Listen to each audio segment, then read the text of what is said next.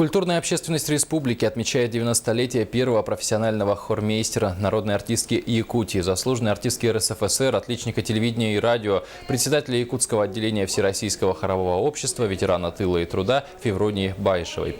В честь знаменательной даты сегодня в Музее музыки и фольклора народов Якутии открыли выставку и презентацию музейного видеоэкспоната «Тернистый путь к волшебным звукам». Творческая деятельность Февронии Баишевой для якутской музыкальной культуры имела исключительное значение. С ее именем связаны многие достижения. Под ее руководством хор-радио стал настоящей творческой лабораторией для местных композиторов и мелодистов. На выставке представлены фотоматериалы и личные вещи Февронии Баишевой. И всю жизнь, находясь рядом с таким выдающимся человеком эпохи Возрождения Якутии, которая работала вместе с Марком Николаевичем Жирковым, стояла у истоков оперы и балета якутских.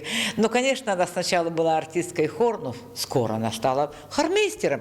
И в дальнейшем она была главным хормейстером 3 декад. 57-го, 72-го, 82-го годов. Это великая работа, чему я была уже свидетелем 71-го года.